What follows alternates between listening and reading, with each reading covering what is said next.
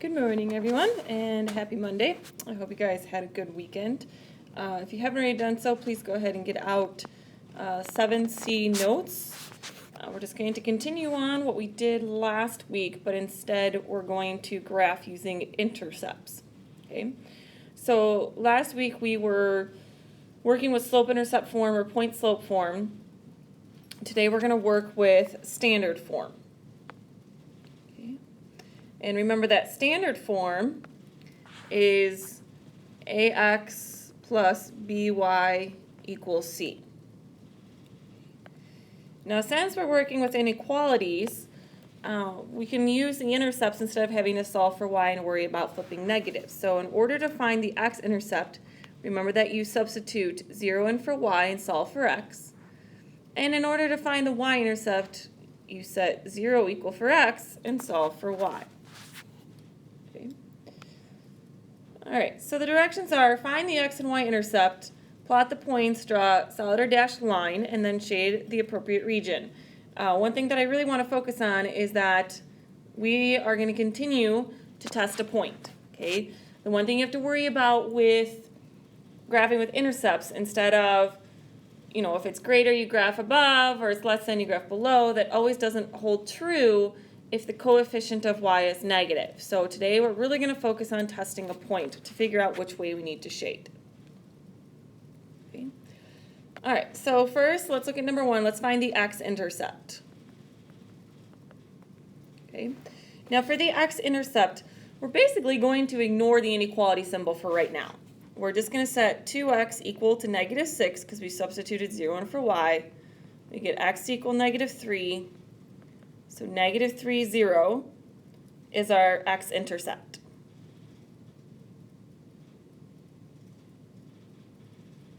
Okay. And then our y-intercept, remember that we plug in 0 for x, so basically just set 3y equal to -6. We're ignoring the inequality symbol while we find the x-intercepts and y-intercepts. So y equals -2, so 0, -2.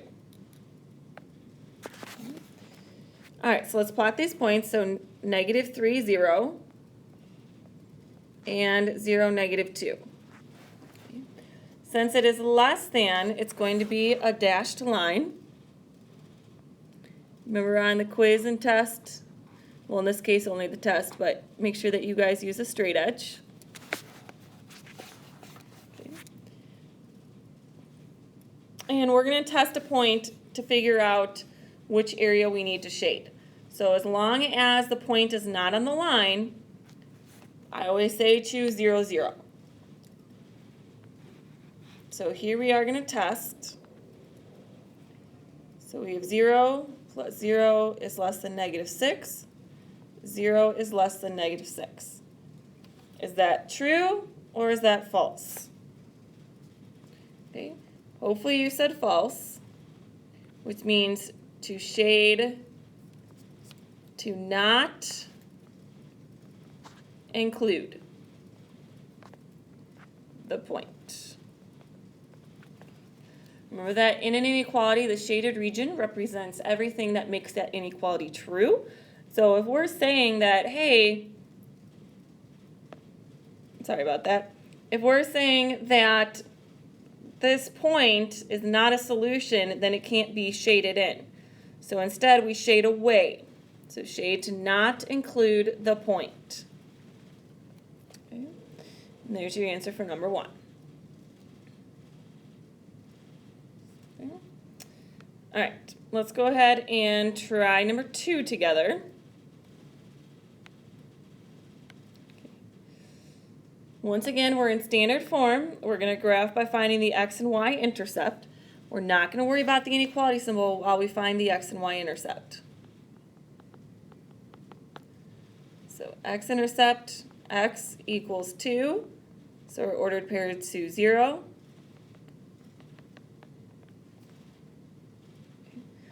And the y-intercept, you get -2y to equal 2. Once again, you're ignoring the inequality symbol. You're plugging in 0 for x. Divide by -2 on both sides, you get y to equal 1.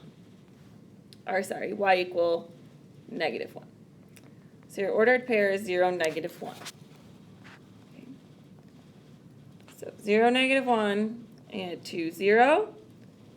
This is greater than or equal to, so it's going to be a solid line. And then we have to figure out where to shade.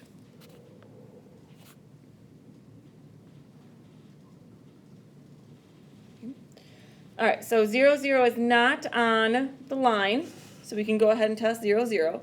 So 0 minus 2 times 0 is greater than or equal to 2. So 0 is greater than or equal to 2. Is that true or false? It's false, so you shade away. Shade to not include the point. Okay. So would that be region 1 or region 2 that I would shade? Hopefully you said region 2, because that's the area that would not include the point that I just tested. Okay. All right, what I would like you guys to do now is go ahead and try 3 and 4, pause the video, and then once students have shared their answers, then go ahead and hit play again, and the answers will be up.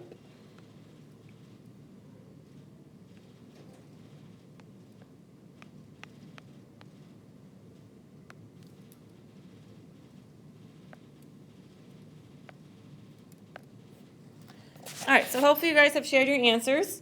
X-intercept should have been 2, 0, and the y-intercept you should have gotten to be 0, negative 1. Okay. So 0, negative 1, 2, 0.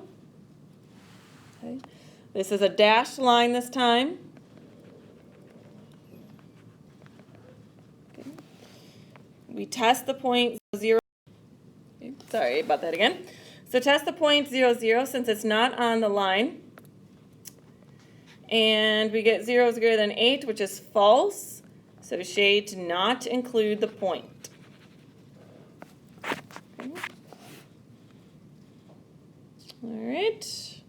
And then for number 4, the x-intercept should have been 10, 0. And the y-intercept should have been 0, 2. So 0, 2, 10, 0. This is a solid line because it's less than or equal to. Oh, sorry. Hopefully you guys are using a straight edge. Okay, it's an awfully terrible line. Anyways. Test the point 0, 0, and you get 0 is less than or equal to 10. That's true. So you shade to include the point. Okay. So remember that you shade away when it's false, you shade to include when it's true.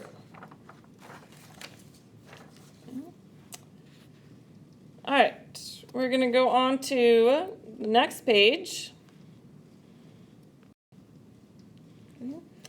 And this time, we're going to graph standard form, but switch it into slope-intercept form first. Okay. A couple things to remember.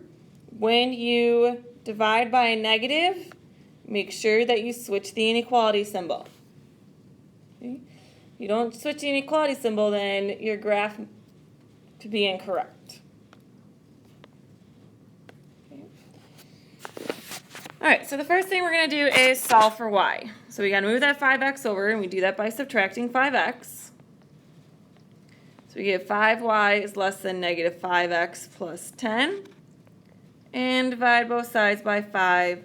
So y is less than negative x plus 2. Okay. So we go to 2, we mark our point, and then down 1 to the right 1, we need to fall to the right since it's a negative slope. Okay. And since it's less than, it's going to be a dashed line.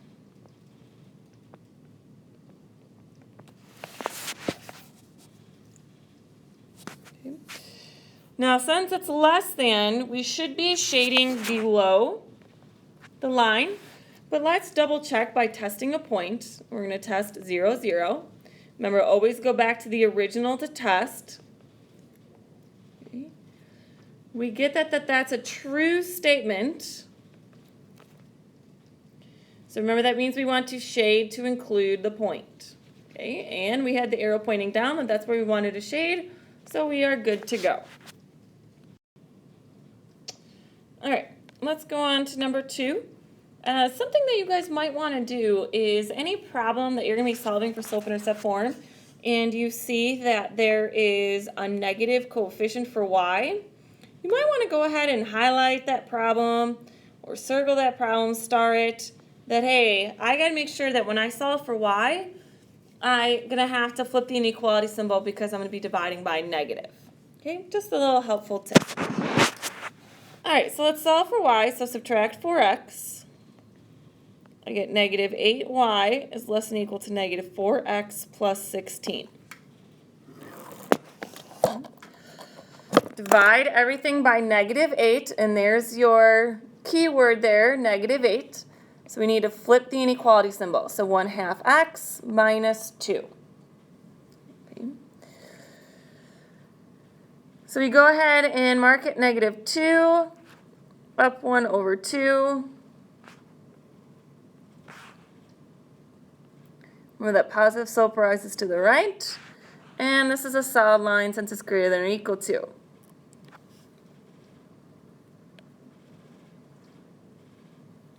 Okay.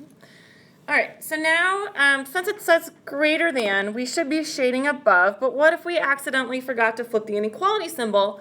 Then we would have said to be shading below. So my suggestion and recommendation is to always check the original when you test a point. So we have 0 minus 0 is less than or equal to 16. 0 is less than or equal to 16, which is true. Okay, so I have 2 things to prove where I need to shade. First is that it's greater than or equal to when I solved for slope-intercept form, so I need to shade above the line. And then when I went ahead and tested a point in the original equation, I got that the statement was true, so I should be shading to include that point. Okay. If I accidentally forgot to flip the inequality symbol in this step, by checking 0, 0 would allow me to double check my work to know that maybe I made a mistake somewhere. All right, let's go ahead. We're just going to do one more. Let's try 3 on our own. Share your answers and then hit play for the answers. So go ahead and pause the video and try 3.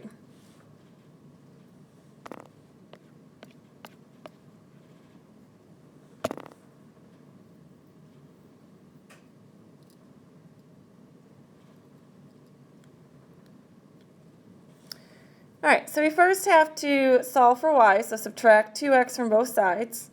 We get negative y is greater than negative 2x plus 9. Divide everything by negative 1 and make sure that you flip the inequality symbol. So you get y is less than negative 2x minus 9. So negative 9 is our y-intercept, then up 2 over 1 each time. Okay. This is a less than, so it's the dashed line. Okay. And according to this inequality, we should shade below. Okay. But let's go ahead and double check a point. I'm going to test 0, 0. So we get 0 is greater than 9. That is false, so according to this statement, I should shade away. Good thing for us, that's what we had established already. Okay. All right, let's go ahead and go on to the next. Okay. We started doing this a little bit, but we're going to write inequalities from the graphs. Okay. So you first need to figure out what the equation of the line is. Then you have to decide which way the inequality symbol should go, and if it should just be a less than, greater than, or equal to. Okay. So first, let's write the equation of this line. Remember that when it's a horizontal line, it's y equals a number. Okay. And in this case, it's 2. Okay. So we have to figure out which way to put the inequality symbol. Greater than is going to be above 2. Less than is going to be below 2. Okay. So since it's shaded in this region, it's less than. And it's dashed, so we do not put equal to.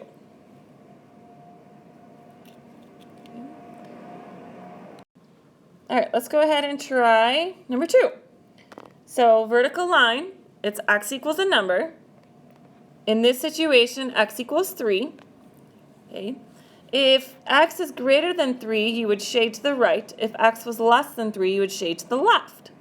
Okay. So as you can see, the shaded region is to the right, so it's going to be greater than, and since it's a solid line, it's greater than or equal to.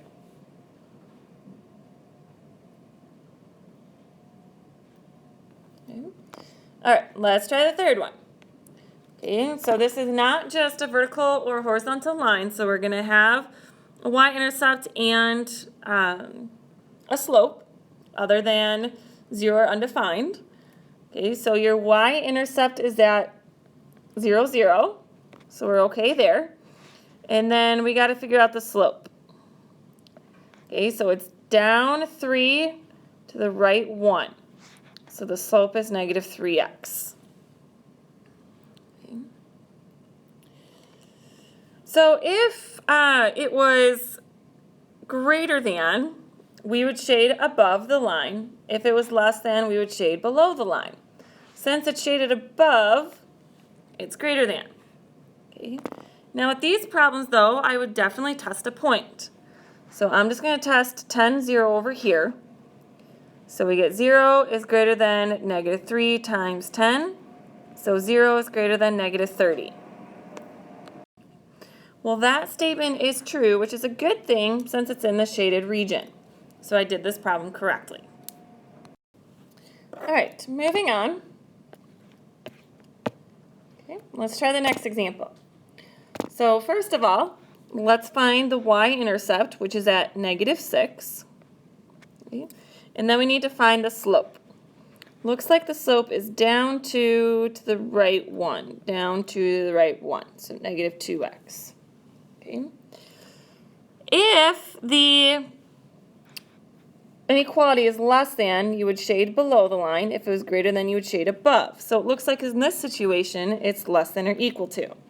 But as I mentioned in the last problem, you guys should always check a point. I'm going to check 0, 0. Okay. And right now, 0, 0 is not in the shaded region. So what do you think my outcome should be when I test the point? Hopefully you would think 0, 0, or false, sorry. So plug it in, and we get 0 is less than or equal to negative 6. That is false, which is a good thing because the point 0, 0 is not in the shaded region. So I'm okay. All right, go ahead and try the next two on your own. Pause the video, share your answers, and then hit play for the answers.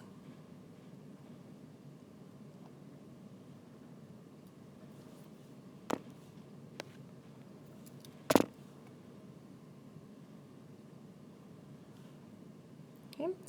All right, for the fifth example, you should have gone y is less than negative 1/2 x plus 2. Y-intercept, down 1 to the right 2.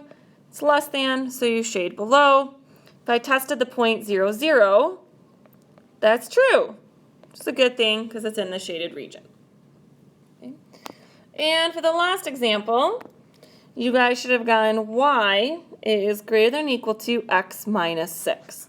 So y-intercept, slope is up 1 over 1. It's above because it's greater than, but of course check a point to make sure. And 0 is greater than or equal to negative 6. So it's in the shaded region. We're good to go. All right, last topic, problem solving. Okay, so in a two-man bobsled team, the sum of weight and the combined weight of the athletes must not exceed 860 pounds. Write an inequality that describes the possible weights of both the bobsled and the athletes, and then identify and interpret one solution. Okay, so important information here is that the sum of the weight of the bobsled is X, and for the people it's Y. So the combined weight must not exceed 860 pounds. So it can be less than or equal to, but it cannot exceed it. Okay. All right, so we have X plus Y is less than or equal to 860. We're assuming that the weight of the athletes includes both athletes. Okay. Now, what it means by interpret a solution is just give me a solution that would make this true. Give me an ordered pair that makes the statement true. So, for example, if the bobsled, or in other words, X, weighed 500 pounds, and each member